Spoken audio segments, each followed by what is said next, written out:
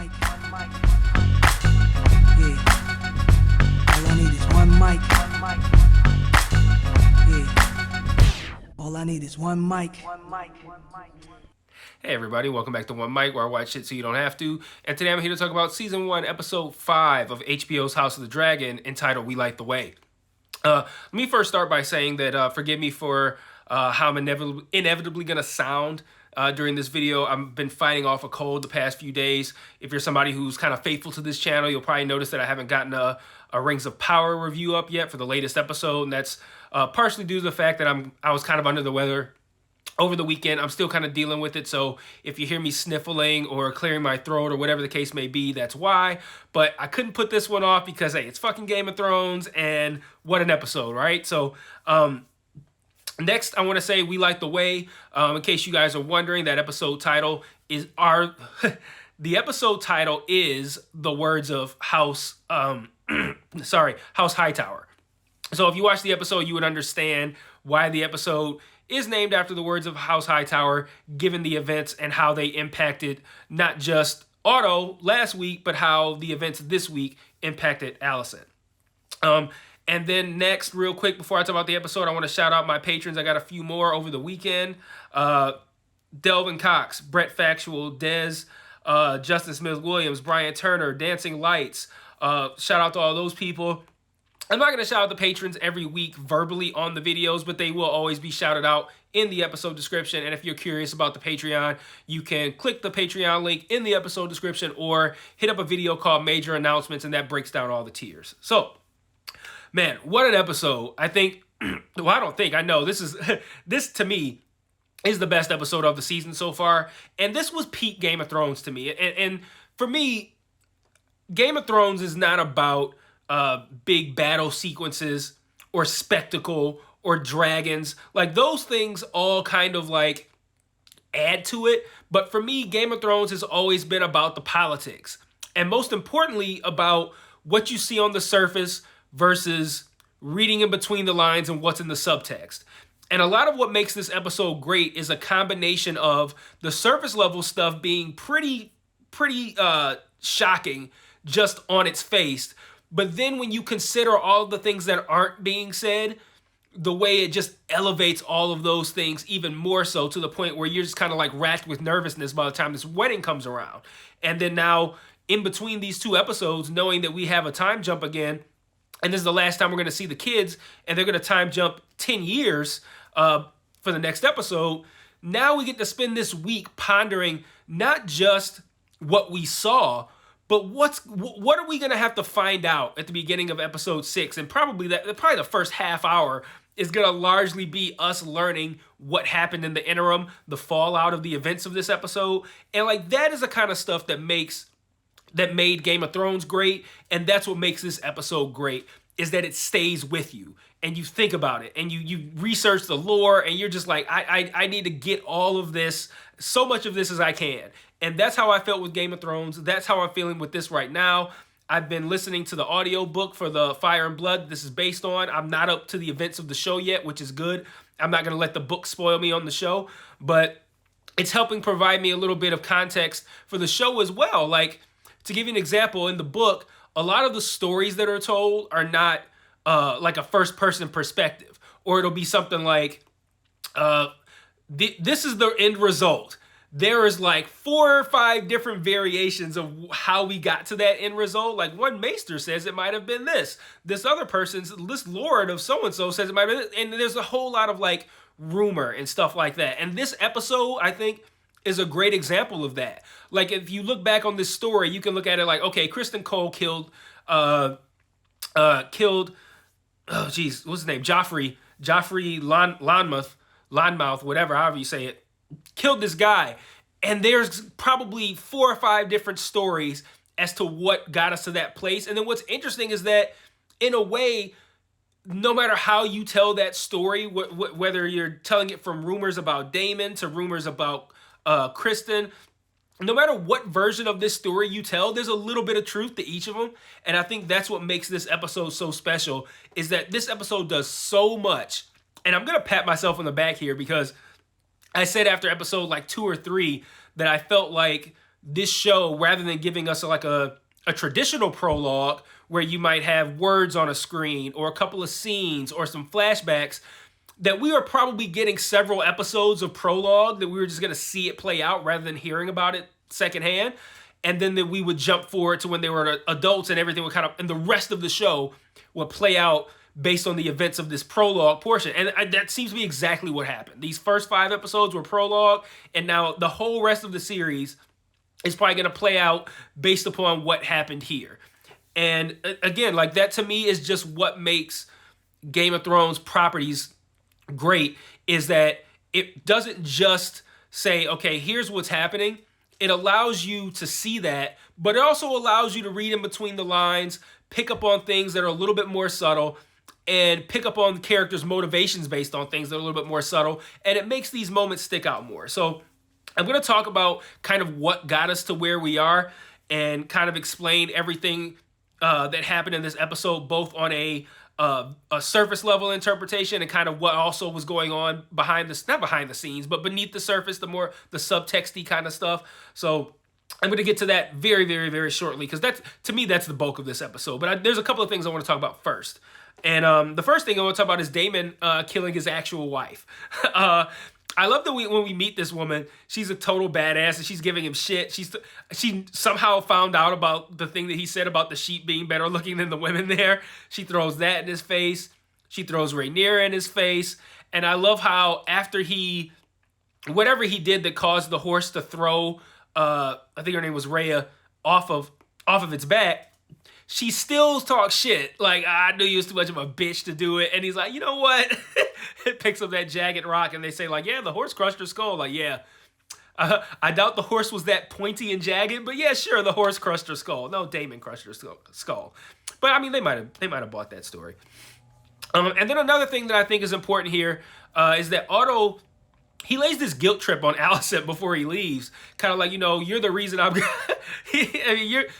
you're the reason that I got kicked out. Because, I mean, it does really fall on Alicent and her kind of like picking up on, overhearing, I should say, not even overhearing, eavesdropping on the conversation between Otto and Viserys.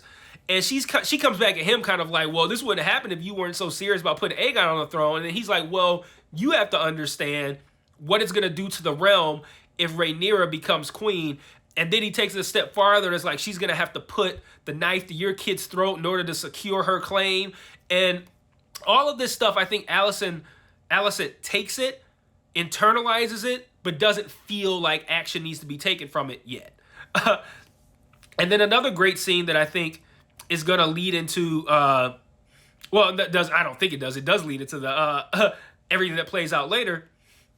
Lara Strong, who we saw, was that last episode?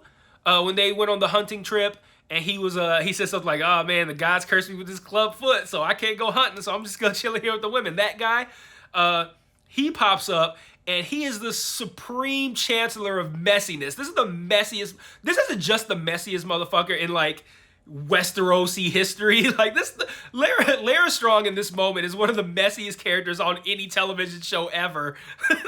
The way he comes up, be like, yeah, you know what, I saw a Grand Maester. Grand Maesters don't bring any old thing. Bringing something for Rhaenyra to drink, and I thought that was odd. Is she sick? No, she's not sick. Oh man, thank God. And like the whole point was to like alert Alicent to the fact that essentially Rhaenyra had been brought the abortion juice, because the whole point of like, oh yeah, Grand Maesters don't just bring any old thing. Like, so that was meant to get the wheels turning in Alicent's head. And man, that motherfucker is messy. We're going to find out that he's working with somebody, I'm sure.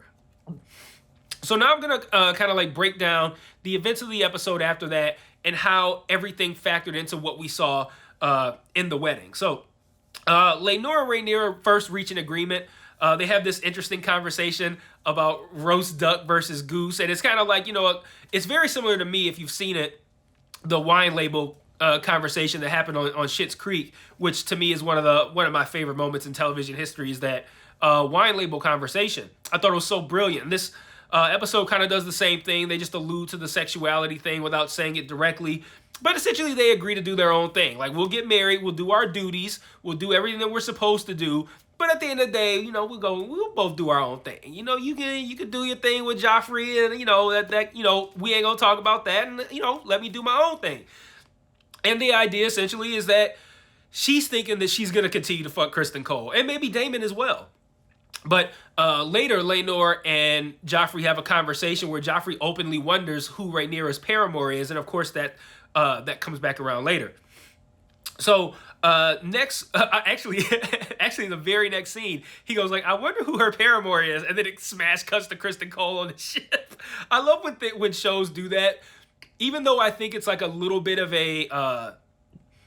It's a little bit too heavy-handed to kind of be like, okay, here's the person we're talking about. It's so obvious that it's almost funny to me. Like, I laugh every time a show does that. Like, oh, I wonder who her paramour is. Kristen Cole on the screen. Like, I love that. But it's so dumb. But Kristen proposes to Rhaenyra on the boat. Well, not proposes. Well, he does propose marriage. He proposes the idea of marriage to Rhaenyra on the boat. And this is when we realize how serious Kristen is about his vows. You know, she essentially is like, yeah, you know, we can't get married. I still have my duty to the throne, but we can still do our thing on the side. And he's like, so you want me to be your whore? And it's like, he spazzes, like he kind of snaps, like, you know, I broke my vows and that's all I have, and I broke my vows for you, and now you just want me to be your side piece? Like, you just treating it like nothing? Like, for him, this is a huge, huge deal. He came from nothing. He made it all the way to where he is now. He broke his vows to have sex with her, and it wasn't like something that he proposed. She put that on him. He broke his vows to do it. It's a huge thing for him, and for her, it was just a fling, you know? It's not a big deal, and that crushes him. So later we have probably, I think, my favorite scene of the episode, which is the scene between Alicent and Kristen. She calls Kristen into her chambers, and she questions him about Daemon, but without saying Daemon's name. And what I love about this scene, this scene is the perfect example of what I love about Game of Thrones. When I say you have the overt thing, the words that are actually being said, but then you have the subtext, what's not being said, and how that was way more like, I guess, exhilarating. Like, my heart was racing because I'm sitting here listening to her starting to question him. And on the surface, it's like, okay, we know she's questioning him about, we know that Kristen is thinking that she's questioning him about what he did, but we also know that she's questioning him about whether or not he saw her with Daemon. So we know what both of them are thinking and what neither one of them is saying. And she doesn't say Daemon's name. And I'm sitting there, I'm literally saying at the screen, please do not confess, bro. Like, she's not talking about you. Don't confess. Don't confess. And sure enough, Kristen confesses. And that is what kind of sets everything off. And this is an interesting point here, too, because after the conversation with Sir Clubfoot Strong, Alicent now knows that Rhaenyra was brought the abortion juice. Now, prior to this conversation, she probably assumed that it was to abort a baby from Daemon. Now she's probably thinking it's to abort a baby from Kristen Cole, which is, of course, what I was thinking as well. Well, it's not about what I was thinking. It's about intentions. The abortion juice was brought to her on behalf of Viserys to abort a potential Daemon baby. We know that she didn't have sex with Daemon, but we know it could still serve the same purpose for a Kristen baby. But the thing is, now Alicent probably is thinking like, she might have fucked both of them for all Alicent knows. She's been dishonest about what she's doing. And she's been lying through omission.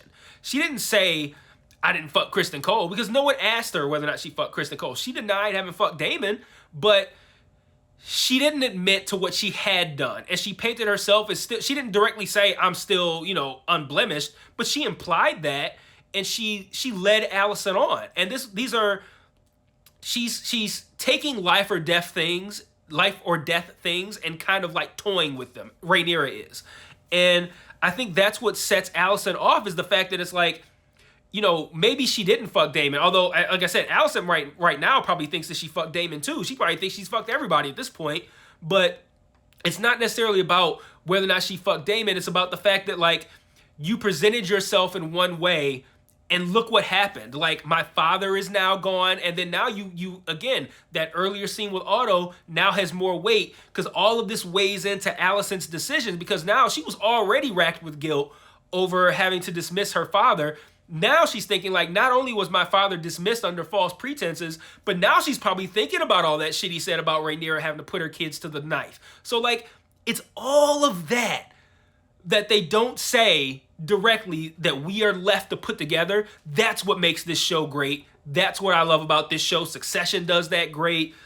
Industry does it great, but just a step below Succession. But like, that kind of stuff is what makes this show great. And I loved this. I love this episode because of all of these things that come into play. And it shows, like, the 5 episodes, they pay off here. These scenes work so well because they gave us 5 episodes of this prologue rather than just saying, here's what happened, and then we start off with Rhaenyra and Alicent as adults. So, again, incredible stuff here. Let's see, where was I? So now we move to the wedding. Well, technically it's not the wedding. It's a pre-wedding feast. They're having a feast. The wedding is supposed to happen in a week. Viserys gets up to speak, and Alicent interrupts with her arrival wearing this green dress. And the green dress, we hear, I forget the 2 people now who are talking, but we hear them say that, you know, green is the color of the beacon whenever House Hightower is calling its banners to war. And like I said, the title of the episode refers to the words of House Hightower as well. And like I said, all of those things built up to where now Alicent has, by wearing this green dress, basically said to everyone that she has chosen a side. She lost her father there, you know, had to kick him out under false pretenses. Her best friend has lied to her. The whole thing with Kristen Cole and Damon, all of these things cast Rhaenyra in a terrible light from Alicent's perspective. And now she's like, all right, that's enough of that. She's done enough lying. I have chosen my side. I'm putting my stake in the ground. I am Team Hightower all day. And that's why that green dress scene was so important. So, let's see, where am I? So Joffrey Loudmouth, he comes up to Kristen Cole, who has no idea who this guy is, and basically says, you know, hey, we're both invested in this marriage. You know, I'm fucking with Laenor, you fucking with Rhaenyra. All 4 of us can just keep each other's collective secrets. And you think, from his perspective, that's probably not a big deal to say that. But he, again, the subtext, he has no idea how big of a huge fucking deal this is to Kristen. And now from Kristen's perspective, he's like, this random motherfucker who I have no idea who this fucking guy is, he somehow knows what happened. So then that, like, if you're sitting there wondering what pushed Kristen to do what he did, that's it. But it's everything. I came from Lowborn. I made it all the way up to here. These vows meant a lot to me. This is all I have. You know, this is my legacy. I give all that up for this girl, and she just wants me to be her fuck buddy. She won't even marry me. She's just treating me like a side piece. Now I've given up. I've broken my oath that means so much to me for nothing. And now random fucko comes up to me at this wedding and is like, yeah, bro, I heard you fucked right there. Like, that's gotta be crazy for Kristen. So, like, if you're wondering why Kristen did what he did, there's your answer right there, man. That's too fucking much for this guy. So Viserys is having a rough time at this wedding. He's coughing. He's bleeding. He sees Daemon getting a little handsy with Rhaenyra. The shit pops off. We're seeing things from Viserys' perspective at the moment. All these people converge. You can tell something's popping off. And then when everything finally calms down, we see Kristen beating Joffrey to a bloody fucking pulp to where his face is like flapping around. It was sick, but it was awesome. And yeah, that's where this all ends up. And now after this, they do have the wedding. It's like a shotgun wedding, like, you know, like going to Vegas. And they don't explain why, but I think my guess is that they rushed into having the wedding because I figure that Viserys probably figures he ain't got much time left. You know, he's been coughing more and more. He coughs or bleed, or I don't know if he coughed or if his nose is bleeding, but a lot of blood in the scene right before. Was it right before the shit popped off or right before they decided to have the wedding? I can't recall, but very, very recently, lots of blood coming out of Viserys. My assumption is after everything that popped off and considering how he's feeling, he's like, I probably don't have a week. So let me make sure I get this alliance done before I'm gone. So that way when I'm gone, things that are the way things are supposed to proceed, they happen that way. Rhaenyra steps in, Laenor is her king consort, and we're smooth. So that's why I think they moved up the wedding, but the show doesn't say that outright. And then lastly, we see Kristen, after having done what he's done, about to kill himself, and Alicent stops him. So real quick before I get into my final thoughts on the episode, I do want to mention that I'm assuming you all did, that we watched the preview for episode 6 and we find out we're getting a 10-year time jump. This is the last we've seen of the kids. Everyone's adults now. And again, what makes this show great? Thinking about what's this first episode now going to be like after this time jump? Like, what happens to Kristen? I think that we see a whole lot of unfamiliar faces in the trailer, and I paused it. Paused it, rewound it, paused it, rewound it. Who is that? Who is that? Who is that? Who is that? I'm thinking that we see Aegon as like around a teenager age. We see the second kid that Alicent had. I think we see a dark-haired kid that I'm assuming is the kid that Kristen and Rhaenyra are going to have. Because and here's another interesting thing too. My wife and brother-in-law assumed that Rhaenyra drank the abortion juice. Like I told you guys last week, I'm assuming she didn't. Because that's going to make things way more interesting. That even if you look at it, just again, from one perspective, it could be like, whose kid is that? Is that Daemon's or is that Kristen's? Depending on who you ask. If you ask us, the viewer, we all know it's Kristen's kid. But if you ask Alicent, Alicent gonna say it could be any motherfucker's kid. It could be a Baratheon kid. She probably think Rhaenyra fucking everybody. You ask Viserys, he's gonna say that's Daemon's kid. So like, there's all that kind of controversy there. But then there's also the fact that her just having the heir to the throne having a kid by a lowborn guy, her servant, no less. So what happens in the interim? What kind of fallout do we see from this? What is a teenaged Aegon Targaryen named after Aegon the Conqueror? How is he going to look at this whole situation? Because from a lot of people's perspective, he's the rightful heir to the throne because he's a male. So like, there's all these kinds of things that are going to play out, and we're going to spend a lot of time in this next episode just learning who these people are and how they feel about what has transpired over the course of the last 10 years and what happened at that wedding. So, like I said, great episode. Very true to Game of Thrones, peak Game of Thrones. Great episode. So, let me close out with a couple of thoughts. I love when Viserys goes to propose the idea of the marriage to Corlys. And Corlys is like, yeah, so you know when if I go along with this and Rhaenyra and Laenor have kids, they're going to be Valyrians, right? And then Viserys is like, so you would see my family's lineage die because my daughter's a woman? Like, really? You?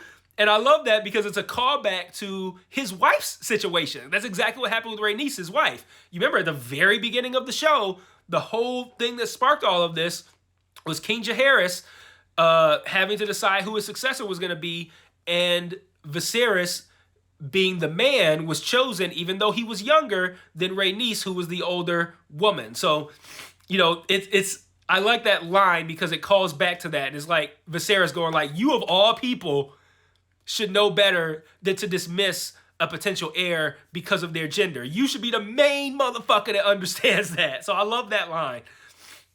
I also love Jason Lannister with his casual misogyny right in front of everybody who could kill him instantly. Like, he's just like, yeah, that's why we don't have women be in battles because they show up late. Like, like that was such like a 90s comedian kind of like, you know, white people do this, black people do this kind of joke. But whatever. We all know the Lannisters are fucking lame. And then we see Daemon. Here's an interesting thing too. We see Daemon flirting with Laena Valeria, who was the young girl that was supposed to originally I believe Lord Strong proposed that Viserys marry initially. Before he decided to marry Alicent, he was supposed to marry Laena, but she was like, what, was she like 6 or some shit? We see Daemon casually flirting with what is now at least a teenage version of her. And then we see in the preview for next week that they're together. And we also have to wonder if they now have kids as well, because again, when I talk about what this show does with like lingering, with like leaving you with thoughts in between weeks. Think about the potential heirs here, right? We know that, we see that Viserys is actually still alive 10 years later. so moving the wedding up wasn't necessary. But we see that Viserys is still alive 10 years later. He looks like shit. Rhaenyra is about to move into place to be heir. Theoretically, Rhaenyra has kids by a lowborn guy. What now? And no kids by her husband, because we can assume maybe Laenor doesn't. Maybe they don't end up fulfilling these obligations. He's distraught over the death of his boyfriend. He's very much gay. Maybe he has, now that he is so distraught, maybe they don't ever have kids, him and Rhaenyra. And Rhaenyra's only kids are by Criston Cole. How do you now say? Do you now continue to have her as heir with having three bastards by a lowborn guy? Like, because I think they say something to him in a thing about now there's 3. Like, I'm assuming that means that she has 3 bastard kids and not just 1. Like, so her and Criston have continued fucking around. That could be wrong, but whatever the case may be, I'm still gonna assume that she is at the very least right now pregnant with a kid by Criston Cole. So you're gonna have your heir who has a kid by a bastard kid by a lowborn guy, and no kids by her highborn husband. Is she gonna remain heir? Especially if you consider, again, same scenario, younger. We have the younger girl who Viserys is cool with making his heir, but then you look at Daemon, the older one, the one who has the stronger claim.